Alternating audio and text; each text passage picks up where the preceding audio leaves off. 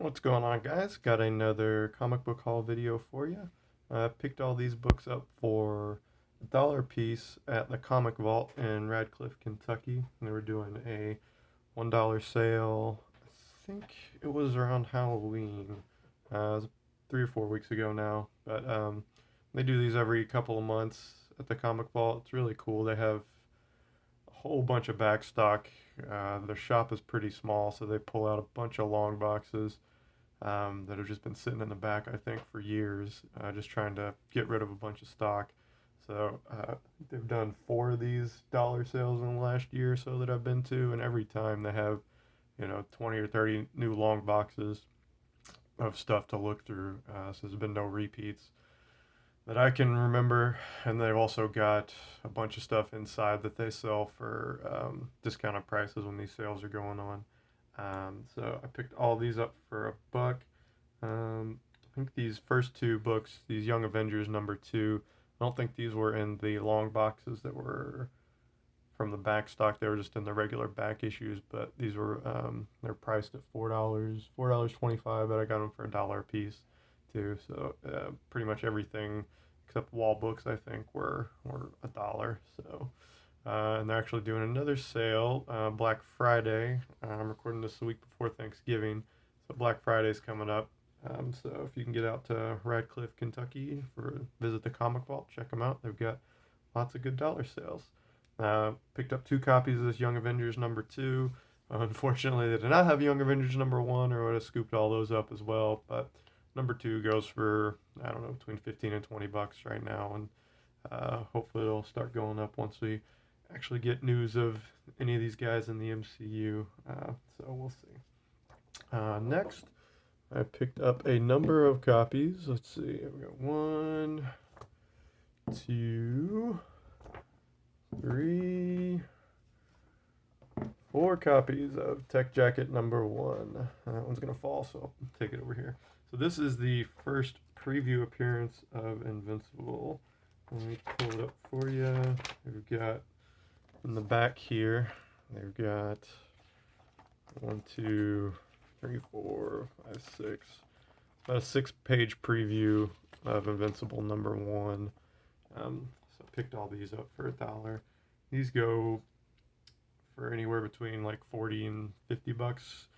I actually have 1 copy of this already that I've had listed for sale since the show came out, but haven't been able to get rid of it. But pick these up for $1 a piece because hopefully when the second season starts back up, then I'll be able to move some of these. That's the plan, at least, so we'll see what happens. And next book, we've got Alpha Flight #17. This is an early appearance of Big Hero 6, like the Baymax guy, who's actually, I guess Baymax is a dragon. I saw the movie. What was the movie? Was the movie called Big Hero 6? I think it was called Big Hero 6. A few years ago, the animated movie. I don't remember Baymax being a dragon, but apparently he's a dragon in this, so I don't know. I mean, I need to go back and rewatch the movie. But an animated show just got announced for, I think it's a Baymax animated show they're going to do on Disney Plus. So that might cause this book to go up a little. This goes for about 15 to 20 right now, so I'll probably hold on to it for a little longer to see once the animated show starts getting some heat.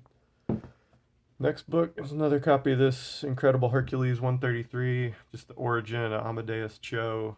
This is my second copy of that. I wasn't going to pick it up because I've got the first copy listed for sale and nobody's bought it yet, but for $1, why not?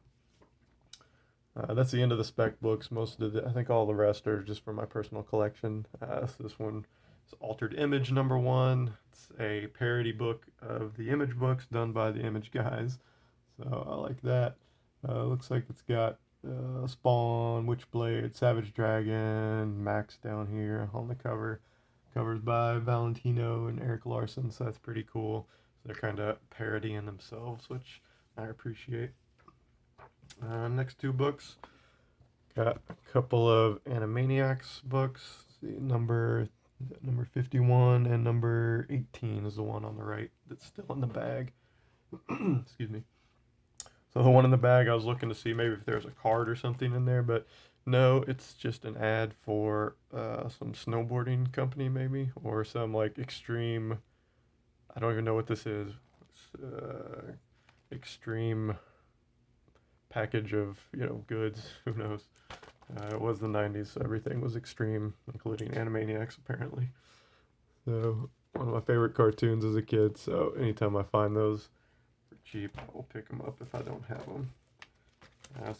Speaking of cartoons, loved when I was a kid. Picked up some Beavis and Butthead issues. They're 6 and 7. Just great, nostalgia here. Rick Parker's doing some great work on the covers. Just looks like the animated show, so it's hard to pass those up. And I got two other copies, 8 and 11, two other issues. This one's kind of funny. Like I said, Thanksgiving's coming up in a week or so. So looks like Stuart there is the little. I guess he's not a turkey because he's got an apple in his mouth. But Beavis and Butthead are definitely in their pilgrim garb, and they're gonna eat Stuart apparently. Did you choke that turkey, dude? No way, Butthead. I'll wait until eat after we eat. Nice. All right, so gotta love Beavis and Butthead. I think they rebooted that a little while ago too, but I didn't watch it, so who knows. Next one, got Gamora, #1. This is her first solo series. This picked up a little heat a month or two ago. She's going to be, well, I don't know, no, because they said Nebula is going to be in the Guardians of the Galaxy movie. Because Gamora died, she actually stayed dead in the Infinity War movies. So, but I mean, with the multiverse now and everything, comic book characters never actually die, they always come back. So I'm sure they'll find a way to bring Gamora back if they want to. But this looks pretty cool. This is the first issue. I'm not sure how many issues this ran. I'll read the first one. If I like it, I'll try to pick up the rest of the series for cheap. Let's see. Next two books. We've got Haunt 8 and 9. This is a Robert Kirkman, Todd McFarlane, Greg Capullo joint. McFarlane did the covers on the first couple of issues, I think, but then Capullo kind of took over. I haven't read any of these yet, but I want to kind of get a good run together first before I read them. I like Robert Kirkman, obviously love Todd McFarlane and Greg Capullo, so I figure this can't be that bad. I mean, even if it's bad, it's not going to be terrible. So pick up any of these when I can find them for cheap. So I got 8 and 9 there. And I got 14 and 15 here. I think maybe the first issues got some value, but I think that's pretty much it. And I know one of them was on the CBSI list. I think last week or the week before I think it was one of the white covers. I think might have been 16 or 17. It was one right after these issues that I got. I'm not sure why it was on there. I can't remember now, but it'll probably fall back down in value. But you can usually find these cheap in the dollar bin, like I said, unless it's #1. I haven't run across that yet. Next issue, we've got Liberty Meadows, #28 by Frank Cho. Like I said, Frank Cho is one of the artists that I like now that I've gotten back into comics. I don't think he started drawing until after I got out in the mid-90s of collecting comics. I think his early stuff is like late 90s and early 2000s. I was doing some research on this Liberty Meadows thing. I think this started as a web comic that he did, and then he just ended up publishing in physical form in comic books eventually. I'm not sure how many issues it ran, but it was pretty long, like 40 or 50, I think. So this is the first one that I found or that I noticed in the wild. So I'm gonna just try to put this run together as much as I can. Next book, we got Looney Tunes #90. This is a cool Sopranos homage. I grabbed this just based on cover alone because, I'm a Looney Tunes fan, big Sopranos fan. So anytime I see those two combined, it's like, how can you lose? And I was surprised this actually does have some value. I looked it up a couple weeks ago when I first got it. Somebody was trying to sell it for like $200, I think. I didn't check before I started recording to see if it sold, but I can't imagine it sold. But, seems to be pretty hard to find, I guess. I don't know. But some hero's trying to get $200 for it. So good luck to you, my friend. Next, we've got Prophet number 1. This is volume 3, I believe. This is from the Awesome run. This is volume 3, number 1. This is from the Awesome imprint. This was Rob Liefeld's imprint after he left Image, like 96 or 97. But this is actually a Todd McFarlane cover. That's why I picked it up. I like Prophet, and McFarlane doesn't tend to do a lot outside of Spawn, especially these days. But even back when this came out in the 2000s, he wasn't doing a whole lot outside of Spawn. So anytime I see him doing something else, I'll pick it up. And like I said, I like Prophet, so it's a win-win. If you're out looking for this, just be aware that it is a flip cover too. So this one might be on the bag side, or the visible side, I guess. So if you see this on one side and there's a board in it and they don't want you to take it out, just grab this, because the cool McFarlane cover is on the back. And this actually was on the CBSI Hot 10 list this week for some reason. I was surprised when I got home from the sale. I looked this up, and this goes for, it was going for about 20, 30. Now it's going for 40 or 50 for some reason. I guess people are just becoming aware of it. I don't know. Like I said, I had no idea, but I've only been back into collecting for about a year now. So there's a lot that I'm unaware of. So I guess other people weren't aware of it as well, and somebody found it and posted it probably. So that's why it's starting to heat up. But so I was glad to find this before it, it's $50, because I don't think I would pay $50 for that. All right, next couple books here. We've got some Star Slayer 2 and Star Slayer 3. These are early Rocketeer appearances. I think I showed off a Star Slayer 2 a couple videos ago. In the back of it, on the back covers of both of them, it's got Rocketeer ads, and then in the guts at the very end of it, we've got the Rocketeer preview, chapter 1, and then in number 3, let's see, at the end here, we've got more Rocketeer preview stuff. So that was pretty cool. The number 2 that I picked up a few months ago, that was in pretty bad shape, so this one's in better shape, so I was happy for that. Happy to find another one of those.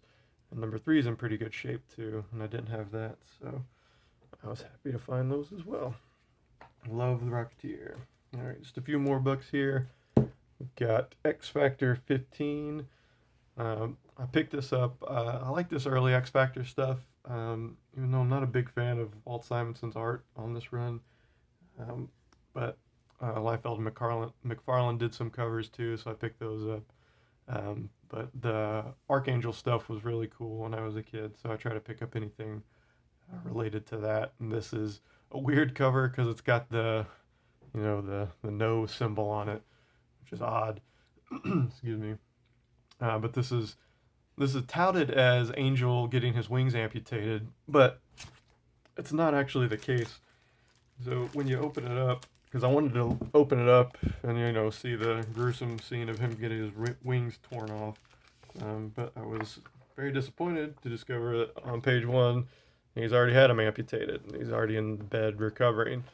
So I was looking through issue 14 online, and I guess that's when the doctors make the decision to amputate him, but they don't actually show him getting amputated. So I don't know. I'm going to pick up 13 and 14 to see. I can't remember if I thought Apocalypse ripped him off, but I could be remembering that incorrectly. I don't know. It was a long time ago. So, but 12 and 13, 14, I don't think go for anything. This one goes for, I don't know, $5 or $10 maybe, just because everybody knows the cover. That's what brought my eye to it, because it's goofy, and like I said, I thought it was Angel getting his wings ripped off, but he just gets all bandaged up and flies away like a little baby. Whatever. Alright, 2 more. Got X-Men 254. Just a cool, is this, it's either Jim Lee, I think it's a Jim Lee cover. It's a homage to Giant Size X-Men number 1. Got another new team coming out. We got Forge, I think that's Polaris, that's Banshee, That might be, is that Moira? I don't know. I don't know who these guys are. But I'm just trying to get this. I think this is Jim Lee. These Jim Lee, Mark Silvestri, Will Portasio X-Men stuff from the late 80s, early 90s that they all worked on. So anytime I can find these for cheap, I'll pick it up. Yeah, it looks like Silvestri did the art. I didn't see his signature anywhere on there. But that's what it says on the inside cover, so we'll go with that. So, Mark Silvestri X-Men, gotta love it. Alright, last book here. I'm going to open up and show you something funny that I found. So this is X-Men 283. First full appearance of Bishop. 282 is his first cover, and then in the last panel, it's basically a shot of the cover. It's a full splash page of him and his two buddies on in the book. So he's on the cover 282 and in the last full page of 282. So that's basically his first appearance. That's what everybody touts it as. That's a valuable book, or more valuable than this one at least. That one goes for, I don't know, 15, 20 bucks now, and this one goes for 5 or 10. But what I thought was funny, so when you go on the inside here, here's Bishop, here's Fitzroy. Bishop is talking about, Fitzroy, you bloody fool, you brought me back in time, blah, blah, blah, and now I do what I must do now to correct your insanity. The blood I must spill is all on your head. So he's talking about spilling blood on Fitzroy's head in this panel. Then you go to the next page, and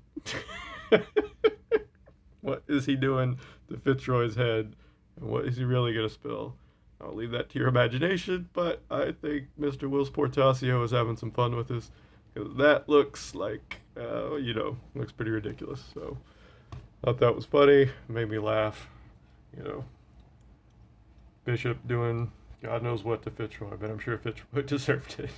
So, anyway, guys, that's my haul. Hope you enjoyed it. You guys have a happy Thanksgiving. Talk to you later. Bye.